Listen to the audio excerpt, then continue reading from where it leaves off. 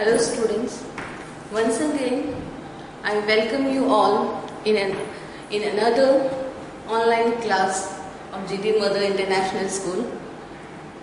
Today I am going to explain about the elements of staffing. We have already discussed in last class about the importance and process of staffing. अब ये तो हमें पता है कि staffing है क्या. Staffing involves recruitment, selection, training, development, compensation of the employees. ये सारी चीजें तो staffing में include की ही जाती है. अब staffing के major 3 elements हैं. What are they? The main elements of staffing are recruitment, next one is selection, and third one is training. हमारे पास 3 components है staffing का. Staffing इसी से बन रहा है. क्या क्या है? Recruitment, selection and training. Recruitment means inducing or attracting people, more candidates towards the vacant post. मतलब ज्यादा से ज्यादा लोगों को अपने vacant post के लिए अप्लाई करने के लिए अट्रैक्ट करना. Selection, बेस्ट वन को उन अप्लाइड कैंडिडेट्स में से सेलेक्ट करना. ट्रेनिंग, इम्प्रोवाइजेशन और स्किल और नॉलेज, ऐसे ट्रेन एजुकेशन इम्पार्ट करना जिससे उनका पर्टिकुलर फील्ड में स्किल और ज्यादा डेवलप हो जाए. तो these 3 are the main elements of selection. अब इन तीनों एलिमेंट्स को हम 1 by 1 स्टडी करने जा रहे हैं. First we have to take recruitment. Then what is the meaning of recruitment? Recruitment means inducing or attracting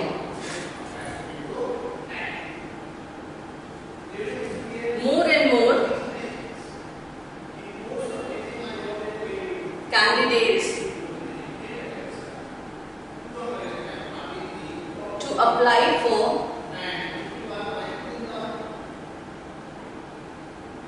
vacant job position. It is clear that what do you mean by recruitment? Recruitment means inducing or attracting more and more candidates to apply for vacant position. ज्यादा से ज्यादा लोगों को अपनी तरफ attract करना. किस लिए अट्रैक्ट करना? जो भी हमारे ऑर्गेनाइजेशन में वेकेंट पोस्ट है वो उसके लिए अप्लाई करने जा रहे हैं. तो ये प्रोसेस हमारा क्या कहलाता है? रिक्रूटमेंट. रिक्रूटमेंट को हमेशा हम एक इम्पॉर्टेंट टर्म के साथ इंट्रोड्यूस करते हैं. It is always a positive process. What? It is always a positive process. Why? ये रिक्रूटमेंट के डेफिनेशन में ही मैं आपको एक्सप्लेन कर रही हूँ. It means attracting. What? Attracting more and more people, more and more candidates. More and more candidates में ज्यादा से ज्यादा लोगों को अपनी तरफ अट्रैक्ट करना. यहाँ पर हम कोई रिजेक्शन नहीं कर रहे, केवल ज्यादा से ज्यादा लोगों को हमारे पास जो वेकेंट पोस्ट है उसके लिए इनवाइट कर रहे हैं. तो इसका मतलब क्या है? ये हमारा पॉजिटिव प्रोसेस है, इसमें कोई रिजेक्शंस नहीं है. So recruitment is always called as a positive process. अगर हम इसी टॉपिक को आगे कंक्लूड करते हुए, recruitment we have 2 sources of recruitment. अब हमने तो बता दिया कि ज्यादा से ज्यादा कैंडिडेट्स को अपनी तरफ इन्वाइट करना है फॉर द वेकेंट पोस्ट. लेकिन what are the methods of inviting these candidates towards the company? We have 2 sources. One is internal source, another one is external.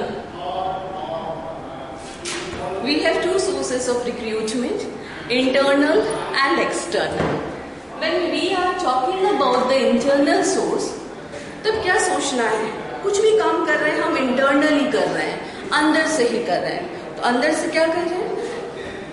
Recruitment के लिए हम इस टाइम क्या करने जा रहे हैं?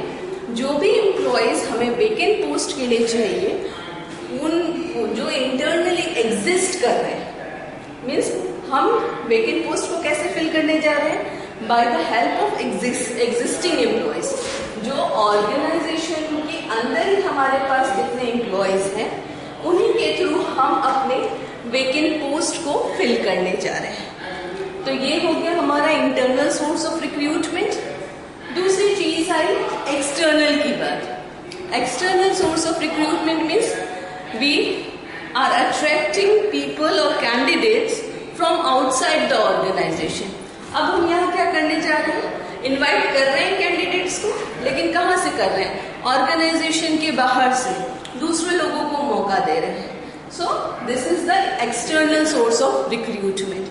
अब हमारे पास दो चीजें तो आ गई कि हम इंटरनली भी रिक्रूट कर सकते हैं, एक्सटर्नली भी रिक्रूट कर सकते हैं। जब इंटरनली की बात आएगी तो we have different sources, different methods of internal source of recruitment.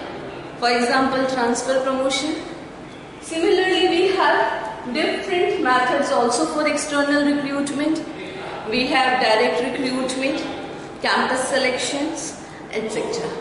अब ये जो methods है वो मैं आपको बाद में आपके साथ डिस्कस करूँगी, लेकिन पहले हम इंटरनल और एक्सटर्नल के बारे में थोड़ा सा और नॉलेज ले लेते हैं, क्योंकि जब हमें value based questions, application based questions handle करना है तो उस टाइम आपको आइडेंटिफाई करना होगा, identify the method of recruitment used here. आपको वहां पे उस क्वेश्चन में केस स्टडी जो भी कंडीशन दिया होगा उसके अकॉर्डिंग ये फाइंड आउट करना है सोर्स ऑफ रिक्रूटमेंट।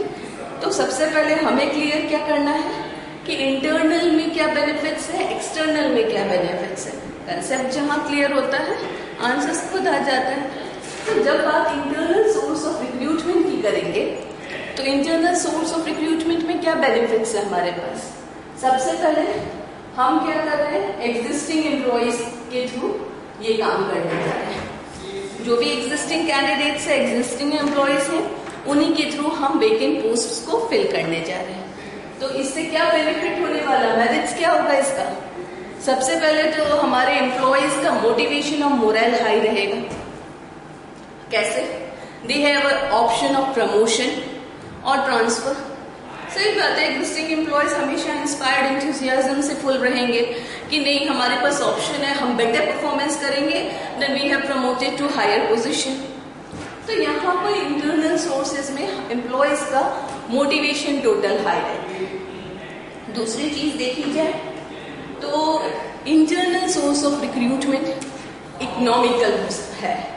कैसे, इसके लिए आपको एडवर्टीजमेंट नहीं प्रिपेयर करना है। सिंपली आप देखते हैं एग्जिस्टिंग एम्प्लॉयज को इवेल्युएट करते हैं, उसके अकॉर्डिंग इधर से उधर शिफ्ट कर रहे हैं, जॉब उनकी रोटेशन कर रहे हैं, तो ये हमारा इकोनॉमिकली भी हो सकता है। दूसरी चीज इंटरनल सोर्स ऑफ रिक्रूटमेंट का दूसरा बेनिफिट क्या है हमारा, सबसे important time consuming. Time consuming कैसे, इंटरनल सोर्स ऑफ रिक्रूटमेंट में हमें लेस टाइम रिक्वायरमेंट होती है, हमें कोई लंबा प्रोसेस नहीं करना है। तो यहाँ पर इंटरनल सोर्स ऑफ रिक्रूटमेंट को जब ऑर्गेनाइजेशन यूज करती है तो यहाँ पे टाइम भी सेव हो रहा है, टाइम सेव हो रहा है, कॉस्ट सेव हो रहा है। तो ये सारे हमारे डिफरेंट मेरिट्स हैं of internal source of recruitment. Now अगर डिमेरिट्स के बारे में बात करें, सबसे बड़ा डिमेरिट है कि आप न्यू टेक्नोलॉजी को अडॉप्ट नहीं कर पा रहे हैं। कैसे, मैंने क्या किया, अपने ऑर्गेनाइजेशन में इंटरनल सोर्स को प्रेफरेंस दी, इंटरनली किसी को शिफ्ट किया, इधर से उधर जॉब रोटेशन किया मैंने। अब इससे क्या हुआ, जो new technology, new blood, new talent है उसको चांस नहीं दिया। अब इसका दूसरा इम्पैक्ट क्या है ड्रॉबैक में, employees get lethargic in their work. अब एम्प्लॉयज क्या होंगे, लेजी होंगे, क्योंकि उनको ये नॉलेज पहले से है कि organisation internal source of recruitment use करेगा तो आज नहीं तो कल हमारी जॉब सिक्योरिटी तो है ही, कोई हमें चेंज नहीं कर सकता। उनके पास ये भी फीलिंग है कि उनको एक पर्टिकुलर टाइम के बाद पॉसिबिलिटी है कि प्रमोट भी किया जाएगा। तो यहाँ पर एम्प्लॉयज क्या होने वाले, लेजी, लिथार्जिक होने वाले हैं, क्योंकि वो पहले से ही इस पॉलिसी से अवेयर है। तो उनकी प्रोडक्टिविटी ऑटोमेटिकली डिक्रीज हो जाएगी उस टाइम। तो these all are the main demerits of internal source of recruitment. अब बात करते हैं हम एक्सटर्नल सोर्स ऑफ रिक्रूटमेंट की। जब बात हम एक्सटर्नल की करेंगे, एक्सटर्नल है डिफरेंट मेरिट्स। कैसे? सबसे पहले तो आपने किसको चांस दिया? न्यू ब्लड, न्यू टैलेंट्स को चांस दिया, क्योंकि यहाँ पर जो आप एम्प्लॉयज कैंडिडेट्स को वेकेंट पोस्ट के लिए अप्लाई कर रहे हैं, तो यहाँ आपके पास क्या आ रहा है? Fresh talent. फ्रेश टैलेंट आ रहा है। अब यहाँ पर दूसरी चीज क्या आएगी कि यहाँ पर आपके क्या एम्प्लॉयज हाईली मोरल, इनका मोटिवेटेड रहेंगे? नहीं, यहाँ पर आपके एम्प्लॉयज ये इसका डीमेरिट हो जाएगा। दूसरी चीज, फ्रेश टैलेंट के साथ और क्या एक्सटर्नल सोर्स में आपको बेनिफिट है? आपके पास जो भी नए कैंडिडेट्स आ रहे हैं, दे आर कॉम्पिटेंट। आप जो भी एनवायरनमेंट में चेंजेस हो रहे हैं, डायनेमिक एनवायरनमेंट में जो भी चेंजेस हो रहे हैं, उनको आप इन एम्प्लॉयज की हेल्प से इजीली ग्रास्प कर लेते हैं। तो जहां तक बात एक्सटर्नल सोर्स ऑफ रिक्रूटमेंट की है, तो they give the fresh talent, competent employees for the organisation. अब अगर डीमेरिट्स की बात करें, तो डीमेरिट्स है इसमें भी। सबसे पहले एक्सपेंसिव हो जाएगा, क्योंकि अभी एक्सटर्नल सोर्सेज को हम प्रेफर अगर करते हैं, हमें बाहर से कैंडिडेट्स को इनवाइट करना है। अब इसके लिए पॉसिबिलिटी है कि we have to give some advertisement in newspaper और समवेयर एल्स। कहीं ना कहीं तो हमें एडवर्टीजमेंट देना है, कहीं ना कहीं मैसेज सर्कुलेट करना है कि we have such amount of vacant post in the organisation. तो ये हमारा एक्सपेंसिव हो जाएगा। दूसरा इसका डिमेरिट क्या है? कॉस्ट बढ़ जानी है। हाँ, पेपर वर्क है, एडवर्टीजमेंट प्रिपेयर करना है, उन सब में थोड़ा बहुत पैसा लगने ही वाला है। इन सब के साथ क्या होगा? सबसे बड़ा ड्रॉबैक क्या रहेगा? जो एग्जिस्टिंग एम्प्लॉयज हैं, उनको हमेशा ये डर बना रहेगा कि कंपनी के पास, ऑर्गेनाइजेशन के पास एक्सटर्नल सोर्स ऑफ रिक्रूटमेंट का भी ऑप्शन है। तो यहाँ तो कुछ टाइम के लिए they are dissatisfied, but through this method competition can be increased among the employees। ये मेथड आपके मेरिट में इस तरह वर्क करेगा कि इस मेथड को यूज करते हुए कंपनी कंपटीशन ऑर्गेनाइजेशन में, एम्प्लॉयज में ही क्रिएट कर सकता है। अब जो बेस्ट है, बेस्ट अपना प्रोडक्टिव वर्क देगा। सो अब इकोनॉमी हुई, टाइम कंज्यूमिंग प्रोसेस है, ठीक है। यहाँ पर क्वालिटी की बात, क्वालिटी चलिए बाद में समझाती हूँ। डीमेरिट्स में आपको ये चीजें क्लियर है students? We have time through recruitment of external, through using recruitment of external sources, it is time consuming process. Moral of employees may get down through using this source. Now I am going to differentiate between these two sources of recruitment. अगर internal source और external source को हम अलग अलग differentiate करने जा रहे हैं, तो वी हैव डिफरेंट बेसिस। मैं आपको पहले बता चुकी हूँ कि आपको जब कभी डिफरेंशिएट करना है, बेसिस के साथ करना है। तो फर्स्ट बेसिस आपका यहाँ पे क्या हो सकता है? Meaning. You have to write the meaning of internal source of recruitment and external. When organization is using existing employees to fill the vacant post, it referred to internal source of recruitment. अगर existing employees को ही लिया जा रहा है vacant post को fill करने के लिए, तो वो क्या है हमारा? internal source of recruitment। जब external की बात करेंगे, तो जब कंपनी यूज कर रही है, बाहर से लोगों को अपने पास लेके आ रही है, then it refer to external source of recruitment. Next basis हमारा क्या हो सकता है? Time consuming. टाइम कंज्यूमिंग में internal source of recruitment requires less time as compare to external. पता है, क्योंकि विद इन द ऑर्गेनाइजेशन आपको जॉब को रोटेट करना है, एक वेकेंट पोस्ट को फिल करना है। लेकिन यहाँ पर वेकेंट पोस्ट फिल करने के लिए एक प्रोसेस को कंप्लीट करना है। तो यहाँ पर आपका लेस टाइम रिक्वायर्ड, यहाँ more time is required in case of external source of requirement, less and more. Next, economy. Internal source of recruitment is more economical, more or less, what देखा जाए तो more economical, क्योंकि इसमें हमको कुछ expense नहीं करना है। और एक्सटर्नल के बारे में बात किया जाए तो यहाँ पर आपको ज्यादा खर्च करना है, ठीक है। Next, quality. अब क्वालिटी क्या मिलने वाली है, यहाँ पर मिलने वाला है नैरो, और यहाँ क्या मिलेगा आपको, वाइडर चॉइस। कैसे, मैंने कहा इंटरनल सोर्सेज ऑफ रिक्रूटमेंट की बात जब करते हैं तो इंटरनल सोर्सेज में हम एग्जिस्टिंग एम्प्लॉयज के बीच से कैंडिडेट्स को फाइंड आउट कर रहे हैं। एक्सटर्नल में हम आउटसाइड द ऑर्गेनाइजेशन ऑप्ट करने जा रहे हैं, कुछ कैंडिडेट्स को लेने जा रहे हैं, या फिर हम बाहर से एप्लीकेशंस मंगा रहे हैं। अब we have limited choice of employees. जब बात इंटरनल सोर्स की करेंगे तो हमें रिक्रूटमेंट के लिए उस टाइम लिमिटेड चॉइस है, कुछ लिमिटेड कैंडिडेट्स में से ही हमारे पास है।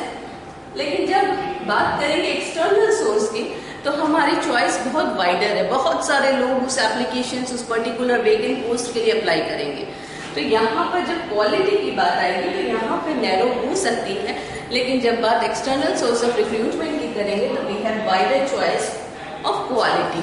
आप उतने सारे लोगों ने अप्लाई किया है, अगर 100 पोस्ट है उसके लिए 1 लाख लोगों ने अप्लाई किया है, तो इसका क्या मतलब हो रहा है कि आपके पास वाइडर चॉइस है।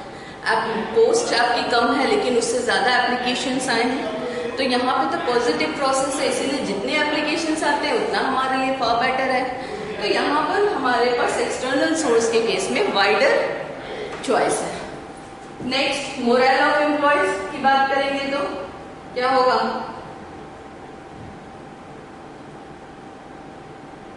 मोरल ऑफ एम्प्लॉयज के बारे में यहाँ पर आपके एम्प्लॉयज क्या होंगे, ज्यादा मोटिवेटेड फील करेंगे क्योंकि they have a chance of promotion और transfer in the organization, they have stability in their work, ये लोग जॉब सिक्योर्ड है इनकी, लेकिन इस सोर्स को यूज करते हैं। लेकिन जब एक्सटर्नल की बात करेंगे तो यहाँ पर ये चीज उनको डाउन मिलेगी, क्योंकि हमेशा ये डर बना रहेगा कि हम नहीं काम करेंगे तो बाहर से लोगों को बुला लिया जाएगा।